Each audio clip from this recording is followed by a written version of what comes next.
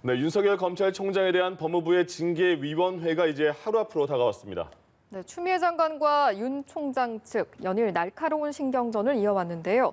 대검찰청에 나가 있는 취재기자 연결해서 분위기 살펴보겠습니다. 강은나래 기자, 어제도 양측이 정면 충돌했죠. 네, 그렇습니다. 법무부와 윤석열 검찰총장 측은 판사 사찰 의혹 수사와 관련한 절차적 정당성을 놓고 어제도 날카로운 신경전을 이어갔습니다. 앞서 대검감찰부는 해당 의혹과 관련해 대검 수사정보 담당관실을 압수수색했는데요. 대검 인권정책관실은 감찰부가 문건을 알 수 없는 경로로 입수해 법무부에 넘겼다가 참고 자료로 되돌려받고 또 압수수색을 하면서 법무부에 수시로 보고하는 등 적법 절차를 어겼다며 사건을 서울고검에 재배당했습니다. 이에 법무부는 총장 직무복귀 이후 수사가 중단됐다며 유감을 표명하고 일방적인 결정이라고 비판했는데요.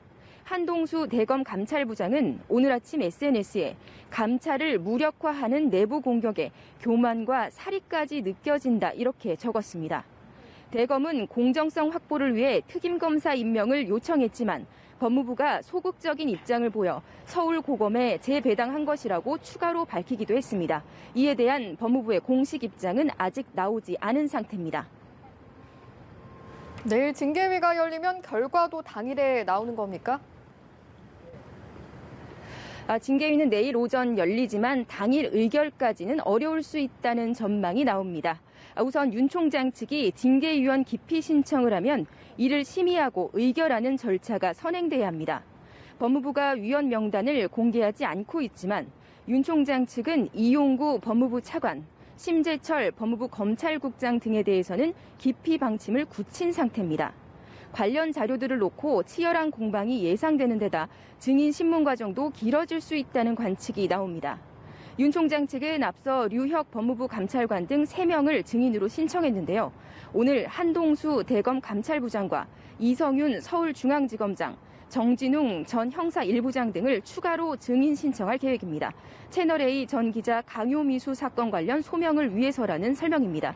내일 윤 총장이 직접 출석할지는 아직 정해지지 않았습니다. 네, 예단하기는 상당히 어려울 수밖에 없는 상황이지만 그래도 징계위의 결과를 어느 정도를 전망을 좀 해볼까요? 네, 일단 징계위 결과에 따라서 추 장관과 윤 총장 간의 법정 다툼 2라운드가 재개될 수 있다는 관측이 나옵니다.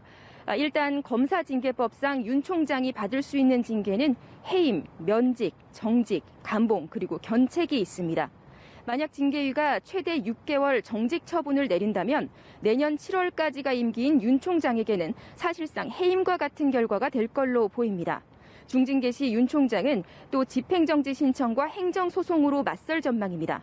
반대로 징계위가 무혐의나 경징계 의결을 한다면 추 장관에게 큰 타격이 될 것으로 관측됩니다. 지금까지 대검찰청에서 전해드렸습니다.